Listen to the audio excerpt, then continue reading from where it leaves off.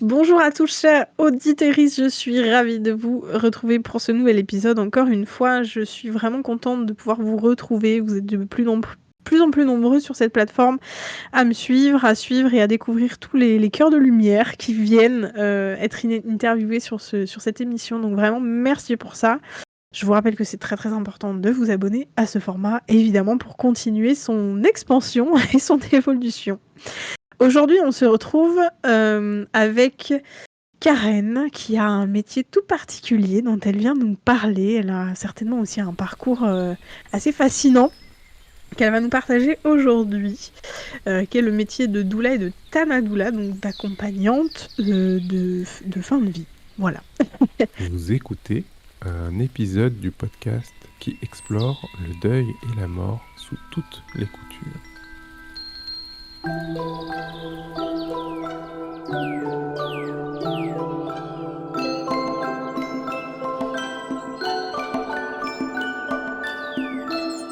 N'arrête jamais de prendre soin de toi.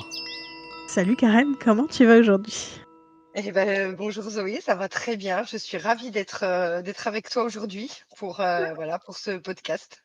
Ah, écoute, je suis trop contente de t'avoir aussi. Il y a une autre doula, une autre talandoula qui devait venir et qui son épisode de podcast a complètement été squeezé. Il a buggé. L'enregistrement a été inutilisable. On était toutes les deux dégoûtées. Et elle n'a pas pu revenir. Elle n'a pas eu le temps de revenir. Donc, je suis d'autant plus ravie de pouvoir parler de ce sujet hautement important avec toi. Donc voilà, je suis vraiment contente. Est-ce que tu peux commencer déjà un petit peu par te présenter avec tes mots, nous dire un petit peu ce que tu as envie de partager ici maintenant?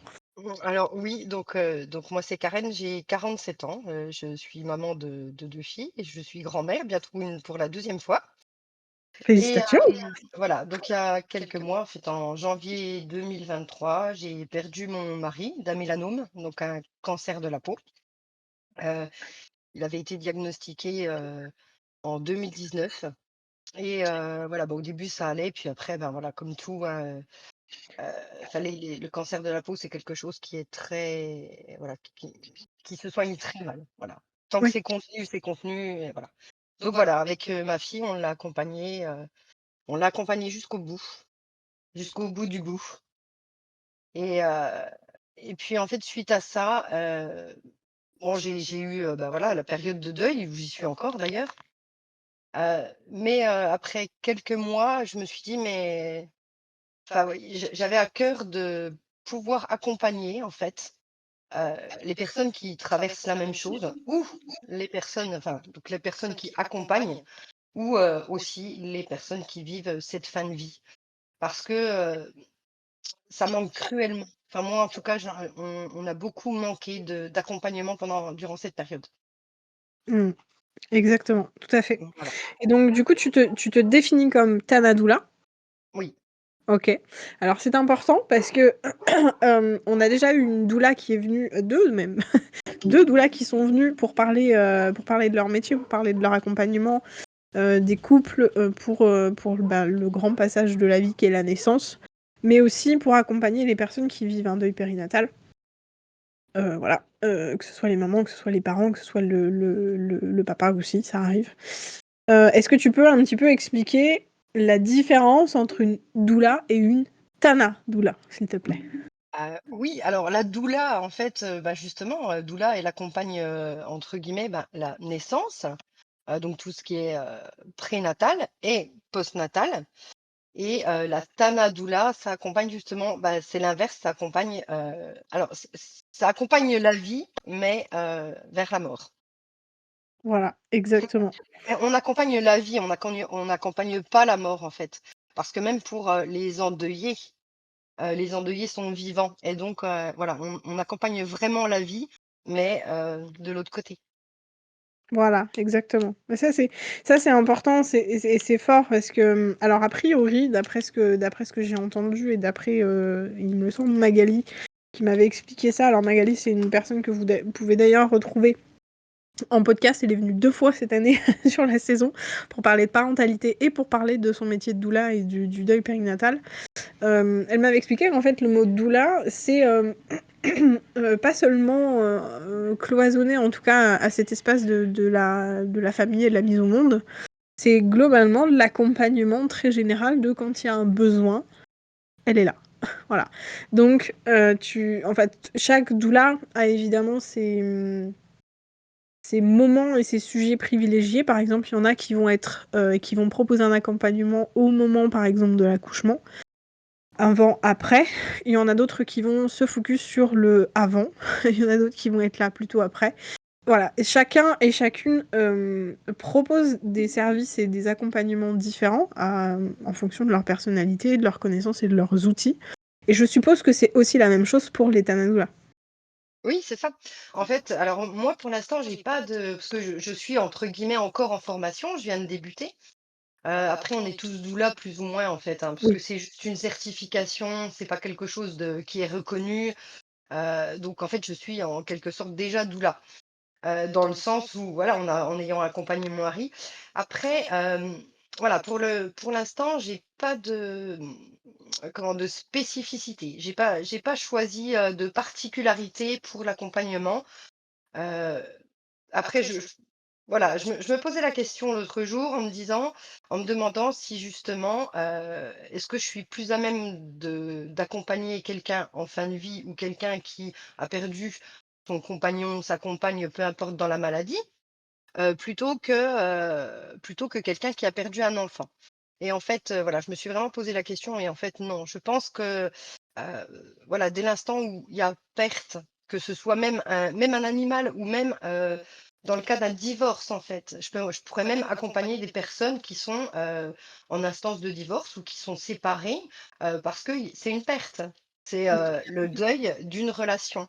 Donc en fait, je pense que, bah, justement, je pense que je vais m'ouvrir, au champ des possibles et voilà et accompagner, bah, peu importe la problématique, peu importe le deuil, dès l'instant où voilà, où il y a besoin, je serai là. OK, c'est hyper intéressant parce que du coup, il y a le podcast, alors au moment où ton podcast à toi sortira, il y a déjà le podcast de Magali qui est du coup effectivement un petit peu plus focus sur l'aspect parentalité familiale et cetera qui, a effectivement fait un petit peu exploser ces critères, en tout cas ces cloisonnements qu'on imagine de la doula, en précisant qu'elle est doula de passage de vie, où du coup elle va pouvoir aussi intervenir dans le deuil périnatal, dans le deuil de façon très générale, et puis après effectivement accompagner sur, un changement professionnel, un changement de vie, un déménagement et cetera et cetera. Donc c'est très, très intéressant que tu parles de ça parce que du coup, voilà, je te donnerai son contact après parce que je pense que vous pourriez peut-être, voilà, bien matcher, pouvoir avoir des chouettes discussions ensemble. Ouais. Donc c'est très, Ah très oui, chouette et c'est vrai. Vas-y, vas-y, vas-y. oui, pardon, je voulais juste ajouter quelque chose, c'est que, bon, voilà, ça s'est pardon, c'est venu à moi, voilà, pas par hasard, je pense, parce que voilà, j'ai toujours été dans le domaine de l'accompagnement et en fait, je suis hypnothérapeute de base. Enfin de base. Non, j'ai fait beaucoup de choses, mais j'ai été aide-soignante, ensuite je suis devenue hypnothérapeute et là, voilà et là doula. Donc j'en connais qui sont, donc doula de fin de vie comme moi et qui sont naturopathes ou sophrologues ou voilà, on a entre guillemets, voilà, je dirais que j'ai, un petit truc en plus par rapport à ça et dans mon métier d'hypno, j'accompagne aussi déjà en quelque sorte, enfin, c'est un accompagnement différent, mais j'accompagne aussi les personnes en deuil, Oui, tout à en fait hypnose. et c'est ça qui est vraiment très intéressant avec cette notion de doula et de tanadoula, c'est que, chacune va vraiment, hem apporter quelque chose de bien spécifique.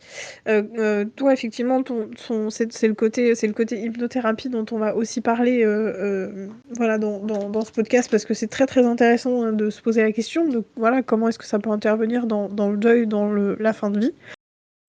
Mais c'est vrai que, chacune a ses spécificités, tout simplement. Effectivement, je pense à Noémie, Noé Naturo qui Oui, devait venir et qui du coup, voilà, ça a été le fameux le fameux épisode complètement buggé. bah, ça Hem, aide, je pensais.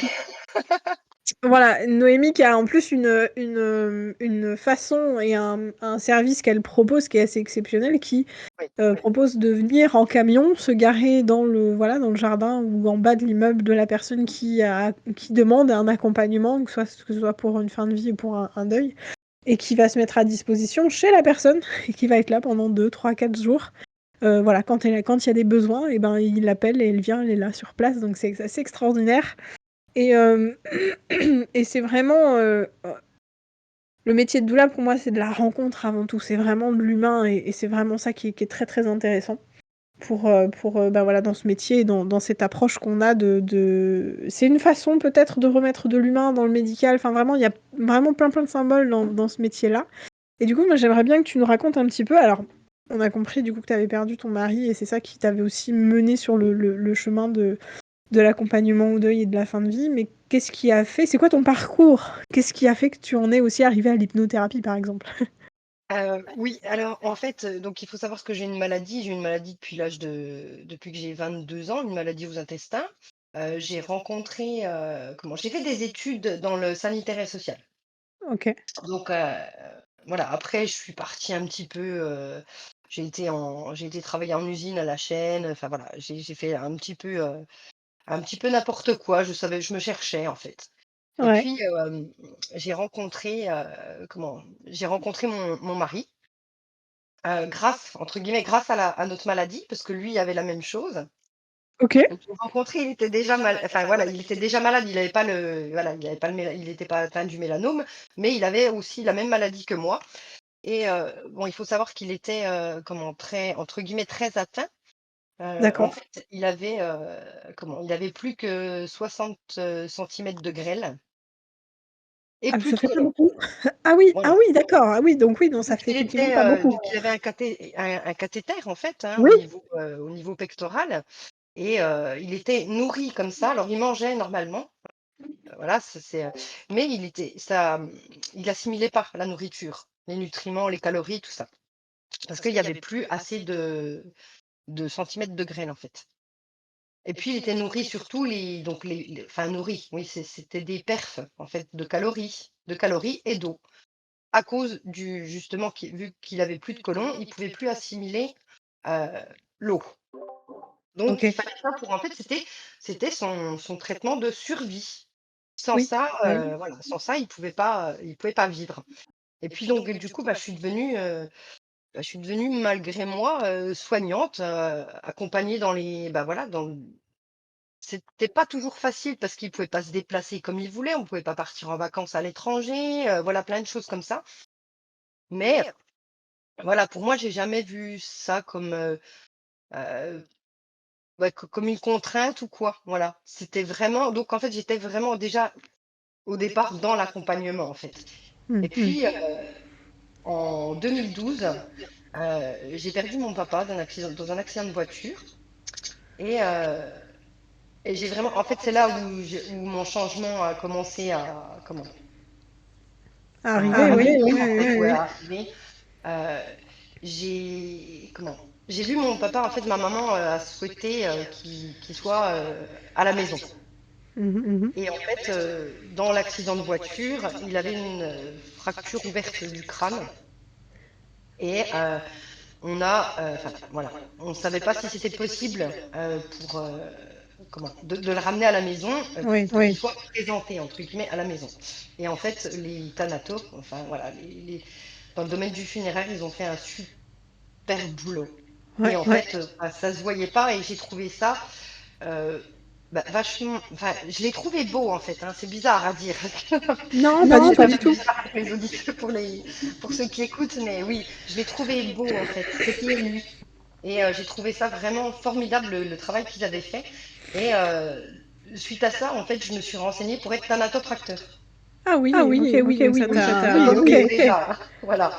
Et voilà, en fait, la problématique qui s'est posée, c'est que donc Thanato, c'est donc sur concours, c'est super. Déjà, c'est assez cher, voilà, Oui, faut le dire, pour préparer. Et puis, il y a très peu de place. Et surtout dans ma région, donc en Franche-Comté, les thanatos sont Il y en a vraiment beaucoup, en fait, dans Ah ouais? le, Ok, dans ok. le secteur. Oui, c'est blindé. Donc, Ok, je sais pas ok. pourquoi. Je sais pas pourquoi, mais c'est blindé. Donc, je me suis dit, bah non, je peux pas faire ça, je peux pas me le permettre. Et, et en fait, j'ai entamé j'ai passé le concours d'aide-soignante. Ok. Voilà, donc ça a commencé de là, en fait. Ça a été vraiment, c'est vraiment un métier de cœur. Bon, étant donné que j'avais fait quand même des études voilà, dans le sanitaire et social, voilà. C'était Oui, t'étais pas étranger au milieu, voilà, oui, c'est ça. voilà, c'est ça. C'était Et la puis suite logique. j'ai passé de belles années. J'ai fait 5 ans, mais au bout de 3 ans, j'ai eu un accident de travail. Bon, ça a été la chance de ma vie, en fait, hein. Ah oui? Ça a été le tremplin. Ça a été le tremplin. J'ai vu beaucoup de maltraitance et je l'ai très très mal vécu parce que euh, je n'ai pas, je n'avais aucun moyen de changer les choses. Et donc j'ai dû faire un deuil, là déjà, un deuil du métier. Et bon, ça a pris du temps, hein. Mais comment? Et grâce, enfin, parce que pour moi dans la vie, il n'y a pas de hasard, il y a des rencontres. Ma fille allait voir une psychologue qui, elle, faisait des bilans de compétences. J'ai fait un bilan de compétences et elle m'a dit, bon, après, on s'est, voilà, je la voyais toujours dans le cadre du suivi psychologique de ma fille. Et puis un jour, elle me dit, on verrait bien dans l'hypnose. D'accord. Et ça a Et été ça a été posé. Ok. voilà, je me suis formée à l'hypnose. Et en fait, durant cette formation, j'ai compris beaucoup de choses sur moi-même. J'ai pu aussi traiter beaucoup de valises. J'ai déposé toutes mes valises, voilà, tout ce qui m'encombrait, tout ce qui n'était pas à moi, tout ce qui me pesait. Donc j'ai réussi à perdre 22 kilos.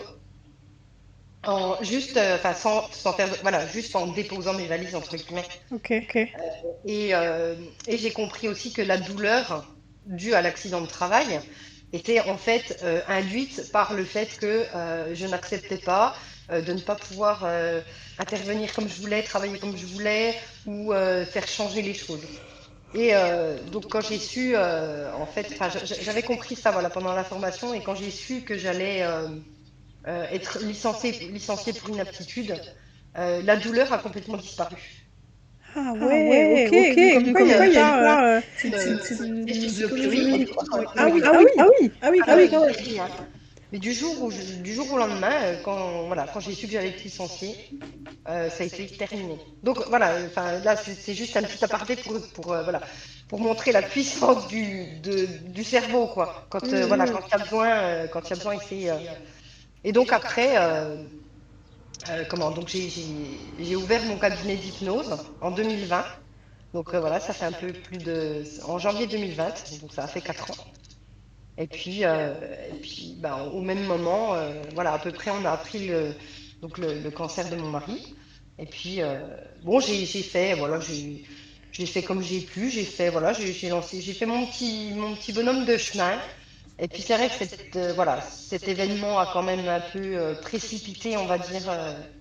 Je compte pas lâcher l'hypnose hein, pour autant, parce que non, voilà, c'est quand même, voilà, c'est quelque chose qui me tient à cœur et qui fonctionne. Et voilà, j'ai beaucoup de retours positifs. Mais vraiment, l'accompagnement en tant que doula, là, je pense que j'ai réellement trouvé ma place là. Ah, c'est Ah, trop c'est trop chouette. chouette. C'est C'est génial, génial, c'est c'est très très important, important et c'est un très beau parcours. Et Et ça, ça, ça me me conforte conforte vraiment vraiment dans dans l'idée l'idée aussi aussi qu'on a qu'on a vraiment vraiment besoin de parler de ces sujets et qu'il faut faut pas attendre d'être, comme moi j'ai pu être, mais comme toi aussi t'as pu être, comme tu nous expliques, d'être devant un peu le fait accompli et de s'apercevoir qu'en fait quand on est endeuillé, on n'a pas forcément de ressources, on en parle très peu, on ne sait pas vers qui se tourner, où aller pour avoir des réponses, pour comprendre ce qui se passe, etc. Le boulot des thanatos, il est absolument essentiel et c'est pareil, c'est quelque chose dont on parle très peu et pas assez. Alors évidemment, c'est très propre à chacun parce qu'il y a des personnes qui vont avoir besoin, comme toi, de voir leurs défunts pour intégrer la mort, pour pouvoir justement se sentir apaisé il n'est pas abîmé, ou alors il a été réparé, voilà, il y a eu la reconstruction, etc., qui est vraiment très importante pour ces phases de deuil. Et puis, il y a d'autres personnes qui sont pas du tout, qui veulent pas qu'on touche, qui veulent pas qu'il y ait des soins et de la reconstruction, etc. C'est encore une fois très propre à chacun, mais ça reste un très très beau métier. D'ailleurs, Nanou était venue sur le podcast, tu dois la connaître. était venu sur le podcast pour parler un petit peu de son métier. Et puis, c'est vrai que par rapport à l'hypnothérapie, c'est aussi un petit peu pour ça que je voulais que tu viennes sur le podcast, parce que j'aimerais bien que tu nous expliques déjà ce que c'est, l'hypnothérapie. L'hypnose. Ça fait un petit peu peur. Il y a plein de clichés sur voilà, il y a plein de clichés sur l'hypnothérapie. Donc explique-nous comment toi tu procèdes, à quoi ça sert l'hypnothérapie et qu'est-ce que c'est, comment ça marche. Ouais, alors donc déjà l'hypnose, voilà, c'est un bien grand mot. Déjà, ce qu'il faut savoir, c'est que l'hypnose est un état 100% naturel. C'est-à-dire que c'est un état du cerveau qui se reproduit. Ce qu'on appelle l'hypnose, c'est l'état modifié de conscience. C'est ça. Ça revient toutes les 90 minutes environ. C'est le cerveau qui fait un reset, entre guillemets, de quelques secondes à plusieurs minutes. Ça dépend dans quelle situation on se trouve. Ah ouais. Voilà, sans qu'on s'en rende compte, en fait. Voilà, en fait, tout ce qui est inconscient, c'est automatique. Et donc, automatique, comme la respiration, les battements de cœur, les clignements de paupières, peu importe. Tout ce qui est automatique, c'est l'inconscient qui le gère. Et donc, l'inconscient gère ça aussi. Mais c'est, donc c'est automatique, mais c'est surtout vital. En fait, c'est vraiment, voilà, c'est aussi vital que la respiration. Ok. Et donc, moi, ce qu'il y a de bien, c'est que avec ma petite baguette magique, entre guillemets, parce que l'hypnose, c'est un petit peu de la magie quand même, ce qu'il y a de bien, c'est que moi, je sais provoquer cet état et le maintenir assez longtemps pour instaurer les changements. Alors, quand je dis instaurer les changements, c'est par exemple changer les comportements. Donc, par exemple, pour la nourriture, pour la cigarette, comment gérer le stress. En fait, on peut l'utiliser pour, je dirais, tout et n'importe quoi. Dès l'instant où on veut changer quelque chose, on peut utiliser l'hypnose. On peut même utiliser l'auto-hypnose. On peut s'auto-hypnotiser. C'est sans risque. Je précise quand même. On se réveille toujours parce qu'en fait, on ne dort pas. Donc, c'est un préjugé aussi. Donc, qu'on dort. Non, on ne dort pas. On a conscience de tout. On est juste dans un état modifié. C'est-à-dire qu'en fait, quand on est en état d'hypnose, on peut voir, sentir et entendre beaucoup plus rapidement. C'est-à-dire que pour quelque chose qu'on mettrait 1 heure à faire en état normal, je dirais, en hypnose, on peut le faire en 2 minutes. Voilà, parce que l'inconscient traite très très vite. Donc en fait, on fait avance rapide et hop, ça y est. Par contre, en fait, il y a quand même une façon de procéder. En fait, je ne peux pas mettre quelqu'un en hypnose en claquant des doigts. Voilà. Je ne m'appelle pas Mesmer et en plus, c'est pas la même application. C'est pas de la magie. L'hypnothérapie n'est pas la même magie. On fout à quelqu'un, mais il faut juste qu'elle soit d'accord. Si elle n'est pas d'accord, même Mesmer ne pourra pas le faire. Voilà, c'est ça. On ne peut pas. En fait, le cerveau, enfin l'inconscient de la personne. Ce qui prime, c'est l'instinct de survie. Donc, par exemple, en état d'hypnose, que ce soit Mesmer ou moi, si on demande à quelqu'un de prendre une arme et de se tuer, il ne le fera jamais. Ok. Parce que c'est l'instinct de survie qui prime. Par exemple, s'il veut pas, si pour lui la nudité c'est quelque chose de tabou, si Mesmer lui demande d'imaginer qu'il est tout nu, ça marchera pas. D'accord, ok. Si moi je lui demande, je vais pas lui demander de s'imaginer tout nu. Parce que ça peut arriver, on ne sait jamais. Mais voilà, en fait, l'inconscient ne fait pas quelque chose qui n'est pas. Voilà, si vraiment c'est au-dessus de ses forces. Oui, c'est ça. Dès qu'il y a une sortie de zone de sécurité, en fait, on n'y va pas, quoi. Ok. C'est intéressant, c'est important quand même de préciser ça, parce que c'est vrai que quand tu fais la comparaison avec Mesmer, il y en a plein d'autres. L'hypnose de spectacle, qui est effectivement assez impressionnante. Justement, ça prend bien son nom, c'est l'hypnose de spectacle, où l'idée, en tout cas, qu'on fait, c'est que quelqu'un qui fasse faire complètement n'importe quoi à personne et qui finalement en fait c'est même faire croire aux gens qui sont dans une certaine situation et tu vont devoir interagir et faire comme si.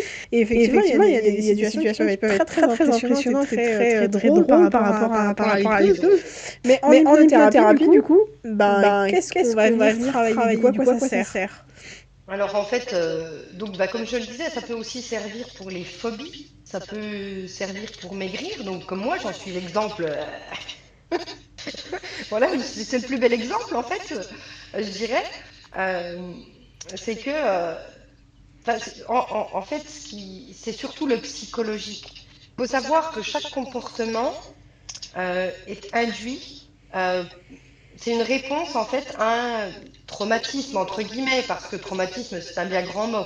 Mais voilà, chaque comportement, donc manger, fumer, se ronger les ongles, même je dis n'importe quoi, mais par rapport au stress, la boule d'angoisse. En fait, moi je vais, je vais pas aller traiter le symptôme. Je vais aller traiter les causes. Donc en fait, je vais poser des questions pour connaître entre guillemets, c'est pas de la psychothérapie, parce que la psychothérapie, on va essayer de comprendre pourquoi. Alors là, on va essayer de comprendre pourquoi, mais on va surtout axer sur, c'est orienter solution. C'est-à-dire qu'il y a une ampoule qui est claquée, on peut la regarder et se dire, mais pourquoi elle ne marche plus, pourquoi elle ne marche plus? En fait, ça ne va pas résoudre le problème. Et donc, orienter solution, ça va dire, comment je fais pour que la lumière refonctionne? Change d'ampoule. En fait, c'est montrer le chemin au cerveau, parce que le cerveau, c'est un peu comme un livre de recettes ou un ordinateur, il y a des programmes de base, des recettes de base, et s'il ne connaît pas la recette, si on lui demande un 4 quarts et qu'il connaît que la recette du gâteau au chocolat, eh ben jamais il fait le 4 quarts, si on ne lui apprend pas. Voilà, c'est ça. Bah oui, c'est logique, complètement. Ok, ça marche. En fait, on peut faire de vrais miracles, entre guillemets. Oui. Voilà, il suffit de montrer le chemin au cerveau. Et surtout, voilà, il y a une part écologique. Par exemple, si quelqu'un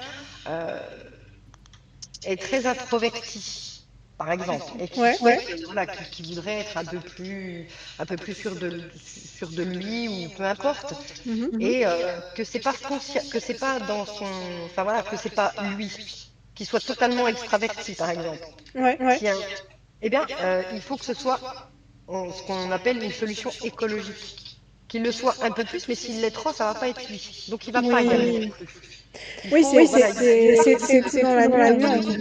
Voilà, c'est tout dans la nuance. Mais alors du coup, quand tu vas travailler sur des phobies, sur des grosses peurs handicapantes, comment tu arrives à faire le switch à partir du moment où, par rapport à ce que tu as dit tout à l'heure, du fait que le cerveau n'ira pas là où il est en danger? Parce que du coup, quand tu as peur, c'est une interprétation du danger. C'est une excellente question. Excellente question. Parce que, en fait, alors il y a plusieurs façons d'y aller, d'accord? Mais dans le cas de phobie, on y va vraiment tout doucement. C'est-à-dire, en fait, voilà, je vais essayer d'expliquer en gros comment ça se passe. J'ai une série de questions que je pose à la personne qui vient me voir. Et je vais utiliser les réponses qu'elle me donne pour élaborer un scénario, entre guillemets. Sauf que, en fait, j'invente rien. Le scénario, c'est le scénario de la personne que je reçois. Donc ça peut être aller enterrer quelque chose, enfin aller enterrer un poids, aller mettre. Il y a plein d'exemples, mais pour une même problématique, on peut le traiter de 10 façons différentes. Et inversement. Donc tu peux utiliser la symbolique et la métaphore pour amener les personnes à dépasser certaines choses, c'est ça? Alors, dans les cas entre guillemets faciles, voilà, j'utilise de toute façon, quoi qu'il en soit, il y a toujours la métaphore. Toujours. La métaphore du problème, la métaphore de la solution. Donc ça peut être, je sais pas, si quelqu'un a faim, ça peut être un tigre ou un serpent qui vient manger qui vient fouiner, qui vient chercher la nourriture. Et puis la solution, c'est, ça peut être n'importe quoi parce que j'ai pas vraiment d'exemple comme ça, mais il y a toujours une métaphore en fait du problème et de la solution. Et le cerveau, l'inconscient, fonctionne par métaphore. Si on lui parle de peur ou d'être bien, il ne sait pas ce que c'est. parce que tout ce qui est conceptuel, l'inconscient ne le comprend pas. Donc j'utilise toujours des métaphores. Enfin, la métaphore de la personne qui vient me voir, évidemment. Bien sûr. J'invente pas de métaphore. Et par exemple, pour les phobies, là où c'est un peu plus... Enfin, je dis qu'il faut y aller doucement, c'est qu'en fait, pour une problématique de base, sans phobie, on fait ce qu'on appelle une dissociation. Donc, c'est-à-dire que la personne est dissociée, donc c'est plus vraiment elle. Et quand c'est plus vraiment elle, elle peut changer les choses. C'est plus facile. Bah oui, du coup. Justement, c'est plus elle. C'est un autre elle. C'est comme si elle voyait une autre personne ou une représentation d'une personne, de ce qu'elle de comment elle se représente. Et puis, c'est comme si elle était spectatrice, en fait, d'elle-même. Donc, elle peut changer ce qu'elle veut chez elle. Un comportement, peu importe. Elle peut changer ce qu'elle veut. Et donc, après, une fois que le personnage est changé, il y a une réassociation. Et donc là, on demande à la personne de devenir cette nouvelle personne, ce nouveau soi, voilà. D'accord. Représentation. Et dans le cas, justement, des phobies, on a encore ce qu'on appelle une double dissociation. Donc en fait, il y a un spectateur qui regarde un autre soi, qui regarde, elle, une troisième personne qui est en train de régler le problème. Et donc, la personne ne voit jamais la troisième. Donc la personne qui est phobique ne voit jamais la troisième, qui elle vit la peur et qui est en train de la transformer. On ne la réassocie qu'une fois que le problème a été... Ah, ok.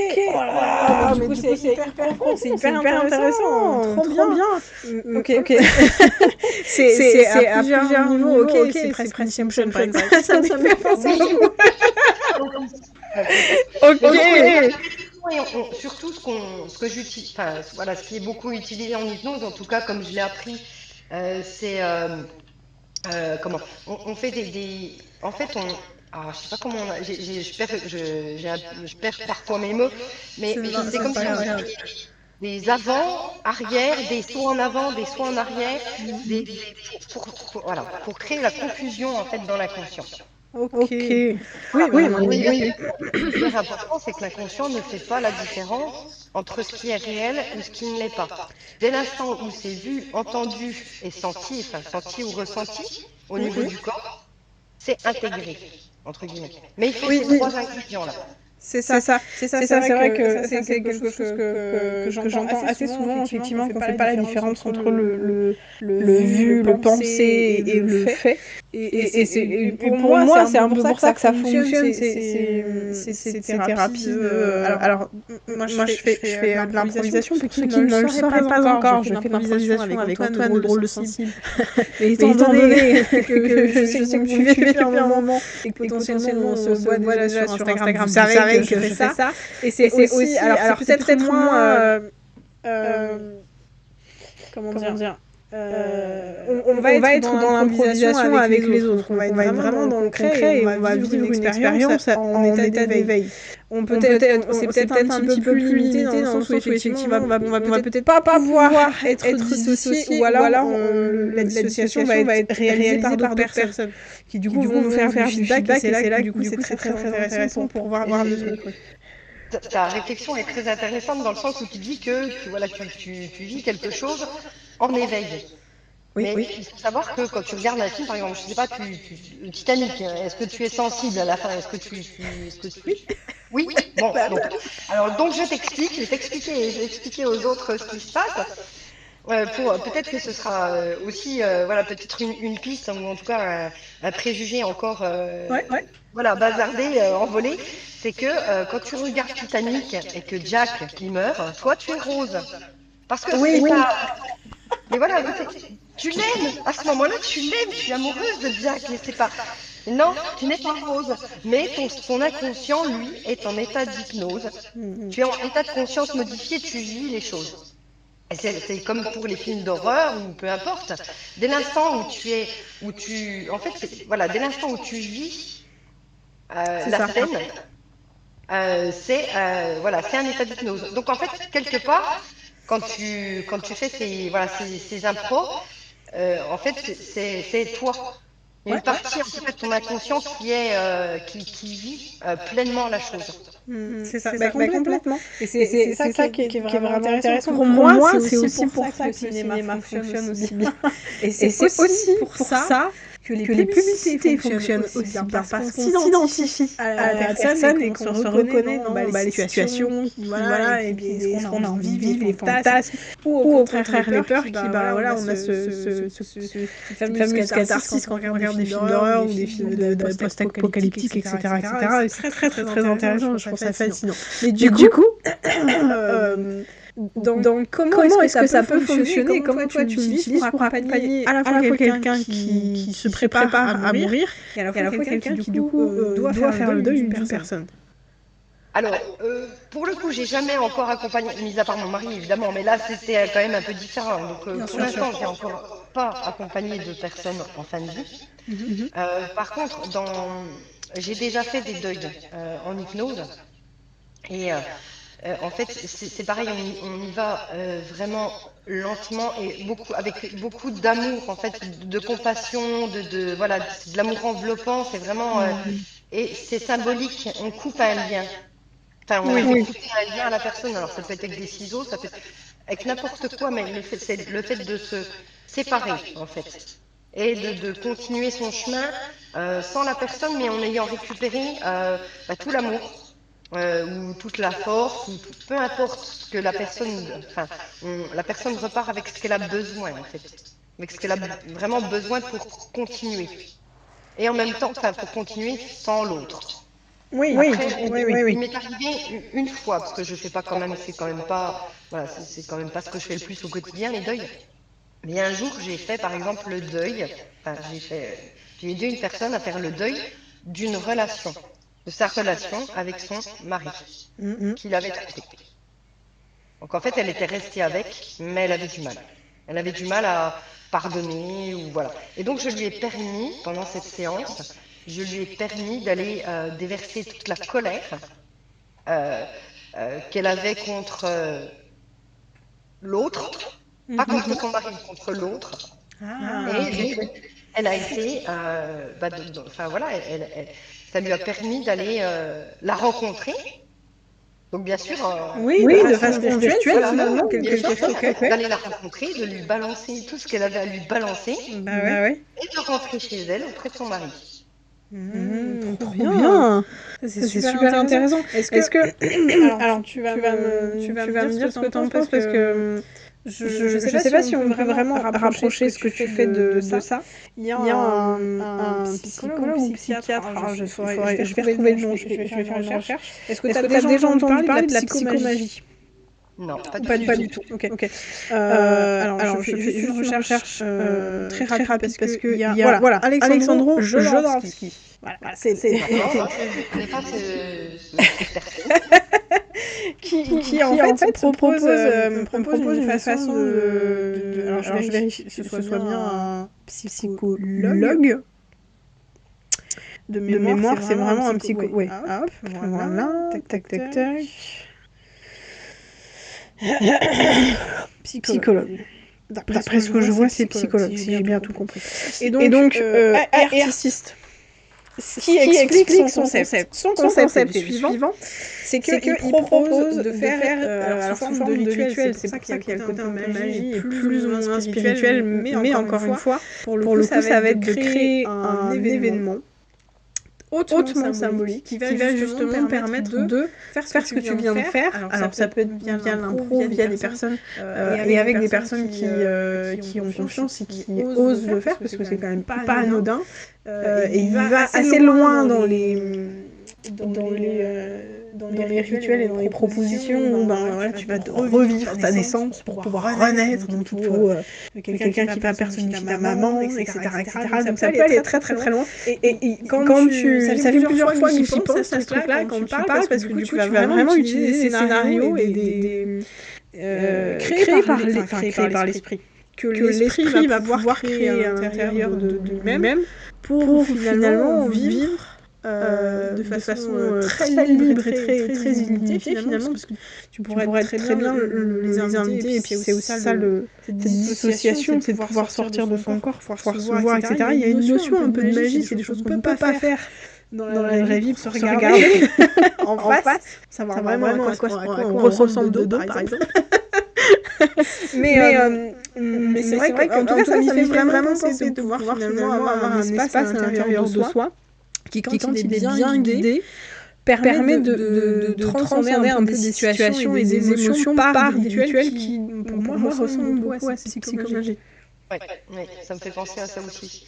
C'est en tout cas, ça se rejoint dans la technique, en fait. Et ce qu'il faut savoir, c'est que l'inconscient a toujours il a toujours la bonne solution. Oui. C'est pas forcément consciemment, on pense que ah oui, si j'avais vécu ça ou machin, nanana, ça aurait fait autre. Mais non, pas forcément. C'est vraiment l'inconscient, lui, sait comment changer les choses, qui est vraiment le mieux. Ouais, c'est ça. Mais oui, le concept. Oui, ça parle quand même, c'est assez symbolique et c'est quand même dans le rituel. Et du coup, par rapport au deuil, est-ce qu'il y a des limites peut-être sur lesquelles tu peux pas forcément aller alors je pense, pareil, encore une fois, c'est assez touchy dans le sens où on touche aussi un peu à la spiritualité, au fait de croire ou pas que c'est possible de parler à un défunt. Est-ce que tu peux être amené à proposer à la personne de dire, en fait, il y a la personne que tu as perdue qui est là, exprime-toi, parle-lui, exprime ce que tu as besoin de, tu vois, ou c'est le moment de pouvoir lui dire au revoir parce que tu n'as pas pu le faire, etc. Est-ce que tu peux être amené à faire ce genre de choses? Alors, je dirais que oui, dans le sens où justement l'état d'hypnose permet de faire ce qu'on ne peut pas faire en réalité. Oui. En tout cas, pour ceux qui ne croient pas à ça, entre guillemets, on va dire comme ça, pour certaines personnes qui n'ont pas ces croyances, voilà. Dis donc, l'hypnose permet de vivre ce qu'on ne peut pas forcément vivre en réalité. Donc, que la personne ait ses croyances ou non, dès l'instant où elle adhère à ça, il n'y a aucun souci. Par contre, oui, tu parlais de limites. C'est pas vraiment des limites. Par contre, il y a des choses, des personnes sur lesquelles je n'interviens jamais, en fait. Ok. Donc, voilà, je n'interviens pas chez les personnes qui sont dites psychotiques, donc qui sont atteintes de psychose. Voilà. Oui.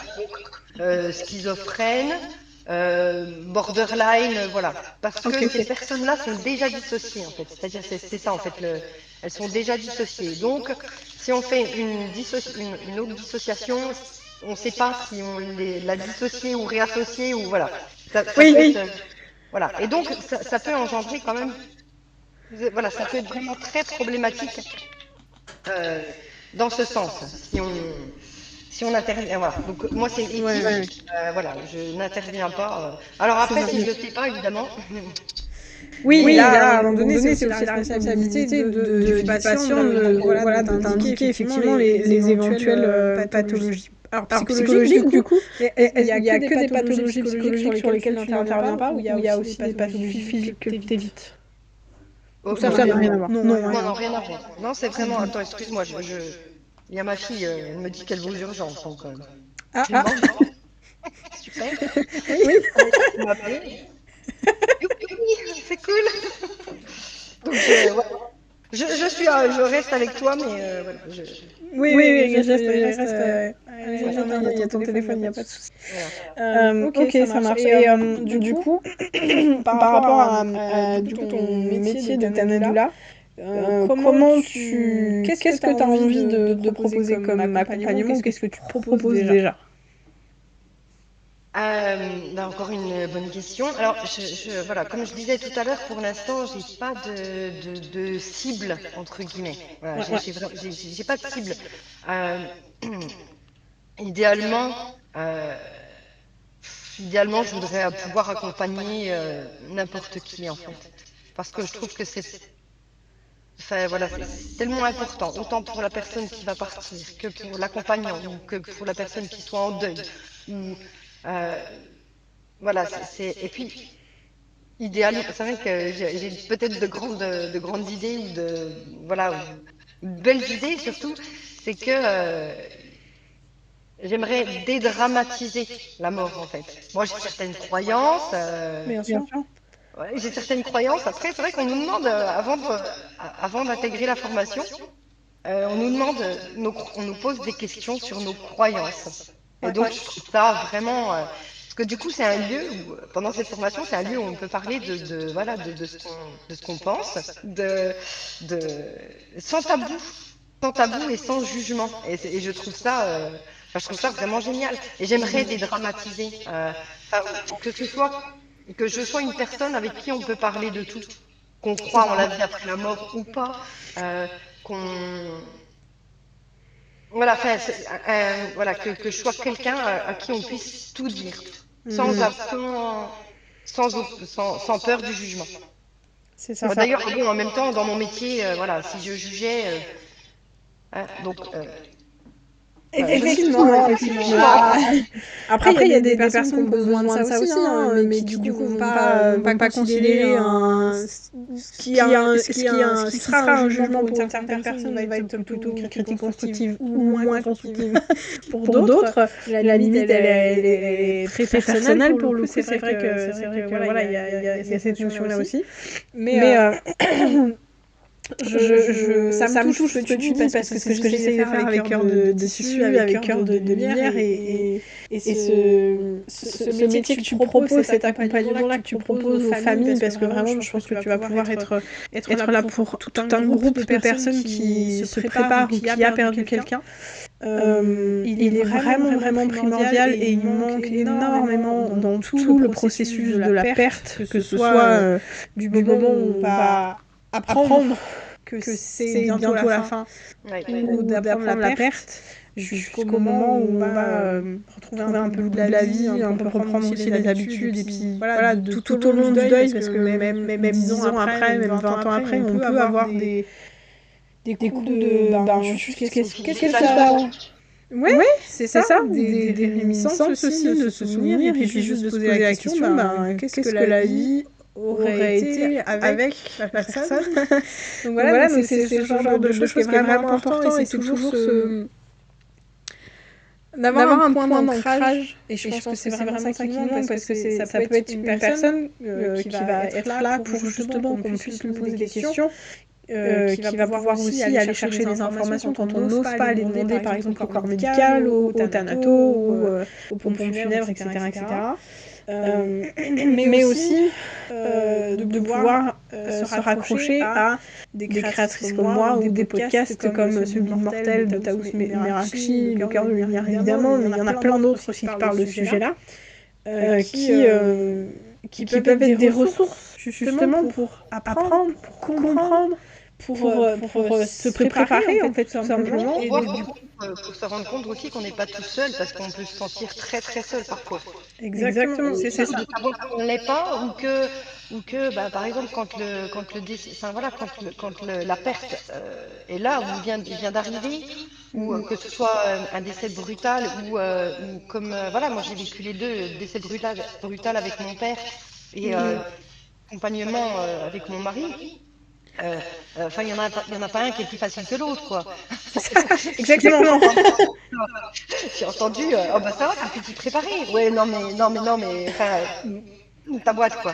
Voilà, donc donc quand ça nous tombe dessus, comme ça, qu'on soit entre guillemets préparé ou non, quand ça arrive, le monde s'écroule et on n'imagine pas à cet instant tout ce qu'on va vivre après, tout ce qu'on va pouvoir revivre après, parce que quand ça arrive, le monde s'écroule et il n'y a plus rien qui existe autour, il n'y a plus que ça, et on est focus là-dessus et on n'imagine pas qu'on puisse un jour ressourire, de nouveau rire, de nouveau aimer la vie, de nouveau, je sais pas, rencontrer l'amour, ou peu importe, on n'imagine pas ça, c'est inconcevable à ce moment-là.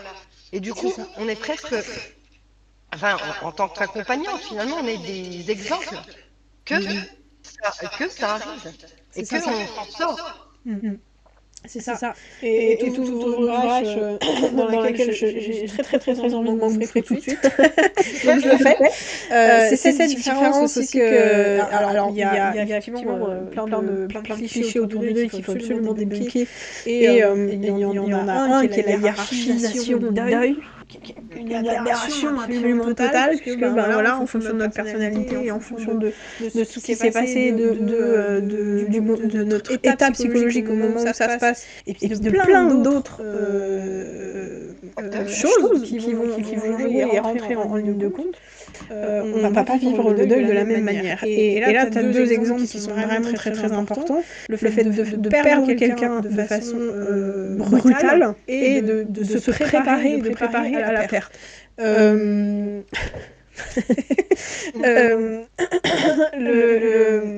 choc d'un décès brutal, qui plus est quand c'est dans un accident, parce que du coup c'est ce que tu nous as partagé, il y a déjà le choc du jour au lendemain, il est plus là, c'est terminé.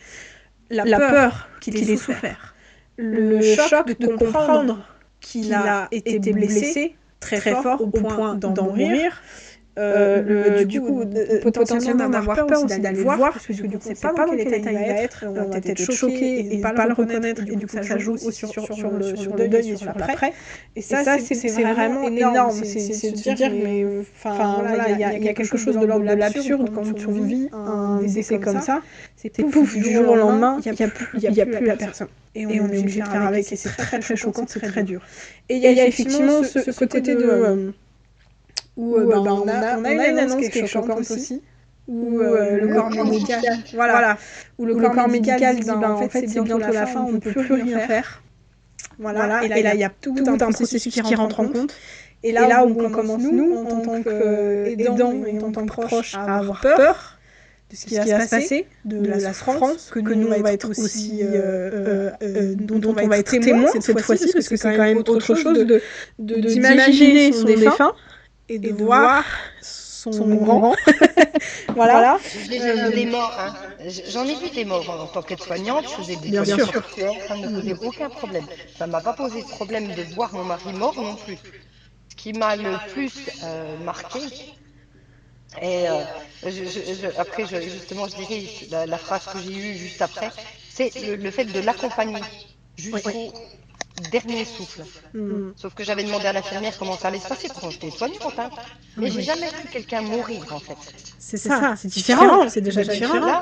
Là j'ai vu mon mari mourir, je m'y attendais, je savais que ça allait arriver. J'ai même demandé pour que ce soit plus rapide, parce qu'il avait que 53 ans, il avait le cœur très solide, il avait que, entre guillemets, il n'y avait plus que ça qui fonctionnait. Donc ça aurait pu durer encore longtemps, plusieurs jours. Et donc j'ai demandé au corps médical d'aider. Et donc j'ai demandé à l'infirmière quelques heures avant, peut-être même quelques dizaines de minutes avant que ça arrive. Je lui ai demandé comment ça allait se passer. Elle m'a dit il va y avoir un dernier soupir. Ah, ok. Bon, je sais ce que c'est qu'un soupir, pas de problème. Et en fait, quand c'est arrivé, je suis restée suspendue. J'attendais ce dernier soupir. En fait, j'ai eu une dernière respiration et le soupir n'est jamais venu. Je te jure, je suis restée comme ça. Oui. Je ne respirais plus. J'attendais ce foutu soupir. Oui, c'est ça. Et donc, en fait, pour intégrer le fait que c'était vraiment terminé, j'ai posé ma main sur la poitrine au niveau du cœur pour être sûre qui battait plus. C'est un truc de dingue. Parce qu'en fait, quand ça arrive, de toute façon, tu es en mode automatique. Tu comprends rien, tu réfléchis pas. Voilà. Et en fait, et j'ai fait ça. Je suis restée suspendue, j'ai arrêté de respirer, littéralement. Et j'ai été obligée de poser la main pour être sûre que c'était fini. Et quelques minutes après, je me suis dit, en fait, la phrase que j'ai eue, c'était plus jamais ça. Alors que je voulais l'accompagner jusqu'au bout, coûte que coûte et tout ça, et je me suis dit plus jamais ça. Plus jamais je vais vivre ça, tellement c'est traumatisant.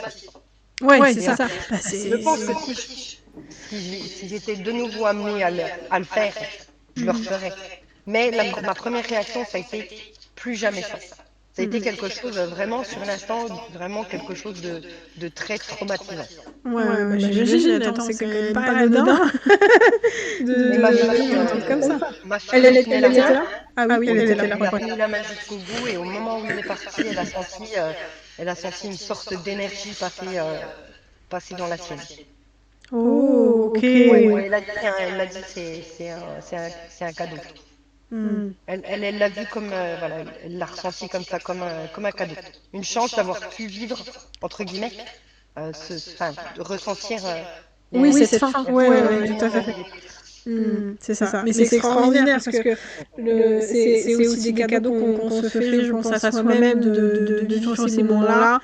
Et pour son propre deuil, finalement, pour vraiment intégrer et pouvoir continuer après à dire ouais, il est vraiment parti. Et puis en plus, c'est effectivement ce genre d'image qu'on a et à laquelle on peut se raccrocher. Moi, c'est ce que j'ai vécu particulièrement avec ma maman. J'en parle plusieurs fois, je l'évoque plusieurs fois. C'est ce côté doute après. Effectivement, cette perte-là, cette agonie-là qui a duré, dans le cas de ma maman, plusieurs années, qui a été longue, qui a été difficile, qui a été douloureuse. Et en fait, il y a eu plusieurs moments où, après son décès, je ne savais plus. Je ne savais plus si ce que j'avais vécu était vrai. J'avais un doute sur son décès. Je me disais, est-ce que je l'ai vraiment vu dans son cercueil? Est-ce que vraiment c'était elle? Est-ce que je me souviens l'avoir reconnue? Mais comme je sais pas, comme à l'époque j'avais pas pris de photos, etc., j'avais un doute. Je doutais, il y a eu plusieurs fois aussi. Alors ça, c'est les rêves qui font partie aussi un peu du processus. Tout le monde ne les a pas, mais ça arrive régulièrement. Qu'on rêve que son défunt revienne. Quand on apporte coucou, c'est une blague. Plusieurs années après, et en mode oula, oulala. Et ces moments-là sont pour moi des vrais cadeaux. Je pense que je regrette un petit peu de ne pas avoir vu ma maman partir, parce que je pense que ça m'aurait aidé aussi pour la suite. Et en même temps, c'est effectivement traumatisant. Et j'ai envie d'aller plus loin dans cette idée de cadeau. Parce que ce cadeau, tu vas pouvoir le faire aussi à tes futurs accompagnés, parce que tu auras cette expérience-là, tu pourras leur expliquer. Et tu pourras être là pour leur dire que c'est normal, pour leur prouver que c'est fini, pour leur dire et leur verbaliser que là, maintenant, c'est fini, qu'il a eu son dernier soupir. Et que la suite va pouvoir commencer pour eux, quoi. Et ça, c'est vraiment précieux. Après, je sais que voilà, en fait, quand tout le long de l'accompagnement, enfin les dernières semaines, j'ai fait beaucoup de choses auxquelles on a pu penser de moi que j'étais sans cœur ou que je voulais l'enterrer avant qu'il soit mort ou parce que j'ai été en fait, alors je connais mes limites. C'est-à-dire que j'ai vraiment une force chez moi. Enfin, en tout cas, voilà, pour moi, c'est une force, c'est de me connaître à 100%. C'est-à-dire que je sais de quoi je suis capable et ce dont je ne suis pas capable. Et en fait, j'ai été choisir le cercueil un mois avant qu'il décède. Okay. Et donc ça a été... voilà, il y en a qui n'ont pas compris. Bon, en même temps, je ne vais pas chanter sur les toits. Mais voilà, il y en a qui n'ont pas compris. Ou comme le fait que je voulais que je voulais le ramener à la maison, alors que lui ne voulait pas. Alors, après son décès, j'entends. Ma belle-mère m'a dit, mais non, tu peux pas faire ça. Et je lui ai dit, mais si. Je dis, là, pour une fois, je vais penser à moi, je vais penser à mon deuil, je vais penser à l'après. Si je ne le ramène pas, si je ne l'ai pas auprès de moi, si je le laisse en funérarium, je ne vais pas pouvoir le voir comme je veux et je ne pourrai pas faire mon deuil correctement. Donc j'ai dit, je le ramènerai et je l'ai ramené. Enfin, voilà, j'ai fait ce qui me semblait bon. Et en allant choisir le cercueil et l'urne, je savais que voilà, je l'ai fait avant. Parce que je savais qu'au moment où ça allait arriver, que j'aurais été incapable de prendre une quelconque décision. Voilà, c'est ça. Ça, c'est quelque chose qui est vraiment important de préparer. Même quand la personne est vivante, j'en parle de plus en plus souvent, en tout cas au moment où j'enregistre l'épisode, puisque quand ton épisode Karen sera publié, il y aura celui d'Elisabeth, qui est une de mes clientes que j'apprécie énormément, que j'ai interviewée justement parce qu'elle m'a appelée. en me disant mais en fait je suis en train de préparer mes obsèques et celles de mon mari, voilà, et en fait j'ai de maman, j'ai envie que tu me prépares ça, que tu me fabriques ça, etc. Donc du coup on en a parlé de l'importance de préparer sa propre mort et celle de ses proches, qui est effectivement, comme tu l'expliques très très bien, le fait de pouvoir se soulager au moment venu, de dire il y a déjà des choses qui sont prêtes, qui sont choisies, qui sont voilà, tout est en ordre, je vais pouvoir avoir une charge mentale vachement diminuée, vraiment, et de pouvoir me concentrer dessus, parce que moi j'ai envie de vivre sur mes besoins, sur tout ça maintenant qu'il est parti. Et du coup je voulais revenir aussi sur le fait que tu aies fait ce choix de présenter ton mari chez toi, et qu'il puisse revenir aussi. Je trouve que c'est très beau et très symbolique, dans le sens où voilà, maintenant tu peux revenir à la maison parce que c'est terminé, parce que ta maladie est terminée. Et je trouve que c'est vraiment très très beau, et c'est aussi un beau cadeau que tu as pu très certainement offrir à vos proches, du coup, mutuels, de cette symbolique-là, de maintenant c'est fini, tu peux rentrer à la maison. Ma belle-mère, elle était contre, elle ne voulait pas. Il faut savoir qu'en fait, quand mon mari avait 20 ans, il a perdu sa grand-mère ou son grand-père, je ne sais plus. On ne se connaissait pas. Et en fait, sa maman lui a dit non, tu la verras pas. Oui. Et donc, pour moi, j'ai pas été élevée comme ça. La mort, c'est plus ou moins tabou, mais ça l'est quand même beaucoup moins du coup. Et en fait, et donc pour elle, la mort c'est tabou. Après, il n'y a plus rien. Enfin, je me dis, j'ai mal au cœur en fait. C'est pas que j'ai mal au cœur, mais c'est que je compatis à sa douleur, parce que quand on n'a pas de croyance. Ou des croyances comme celle-là, et la perte, mais ça doit être terrible, parce qu'en plus c'était son fils unique, ça doit être, et puis le voir mort, parce que voilà, elle pouvait pas, elle voulait pas, voilà, il y avait quelque chose qui disait qu'il fallait pas qu'il soit à la maison, alors que pour moi il fallait qu'il soit à la maison, moi je n'aurais pas pu faire autrement. Et en fait, après elle a trouvé que c'était une bonne chose, et voilà, elle m'a dit que j'avais bien fait. Donc bien fait ou pas, moi je m'en fichais, enfin, pour le coup j'étais un peu égoïste, mais non, voilà, c'est quelque chose. Je pense que dans ces moments-là, c'est hyper important de pouvoir faire comme on le sent. Ça, c'est voilà, que la personne ne veut. Si la personne ne veut pas le voir, elle vient pas le voir. Mais si la personne a besoin, elle peut. C'est vraiment, dans ces moments-là, c'est fondamental de faire comme on le sent, et voilà, pour soi. Bon, je pense pas que mon mari m'en ait voulu de le ramener, parce qu'il ne voulait vraiment pas, mais bon. Mais tu l'as fait pour toi, et on pourrait, je pense, vraiment discuter de ça pendant des heures et des heures, parce que je trouve ça passionnant, et je trouve que c'est vraiment très très riche d'enseignements. Mais je pense que ça va être de merveilleux, de magnifiques mots de la fin. Voilà, ça fait déjà une heure qu'on parle, donc tu vois, ça passe assez vite. Est-ce que par contre, toi, tu as un petit message que tu as envie de faire passer, un autre petit mot de la fin, ou une phrase? Un autre petit mot de la fin, il y a juste, en fait, on va créer une association avec 2 autres personnes endeuillées. Voilà, parce que justement là ça va être sur la Franche-Comté. Idéalement, moi je vais pas m'arrêter à la Franche-Comté, quoi. Bien sûr. Non, il faut. En fait, voilà. Le mot de la fin pour moi, c'est libérez-vous, osez parler de la mort, osez parler de la maladie, osez parler de tout ce qui vous fait mal, de tout ce qui vous pèse. Libérez-vous, venez me voir, venez parler avec moi. Voilà, idéalement c'est ce que. Voilà, donc c'est mon mot de la fin, moi. Super. Et justement, donne-nous un petit peu où est-ce qu'on te retrouve, comment est-ce qu'on te retrouve pour discuter avec toi? Donc, j'ai mon Instagram, Karen Hypnose. Parce que je vais pas changer de nom, je vais mettre Karen Hypnose, mais je vais rajouter dans ma bio, voilà, Doula. Mais sachez que vous pouvez me retrouver sur Instagram et sur Facebook également. Pareil, Karen Hypnose. Ok. Et voilà, c'est ma page Facebook pro et mon Insta pro. Super. De toute façon, je mettrai, comme d'habitude, les liens dans la description de l'épisode. Merci pour ton temps, merci pour cet échange précieux, j'ai adoré. Merci à toi, moi aussi, vraiment, j'ai adoré.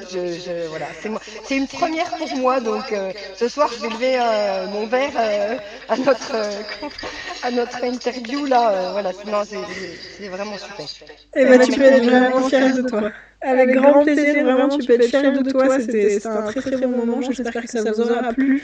À vous aussi qui nous écoutez, je vous invite donc à aller rejoindre Karen sur les réseaux sociaux. Je suis évidemment disponible pour pouvoir discuter aussi avec vous sur Cœur de Tissu, principalement Instagram, mais je suis aussi sur Facebook.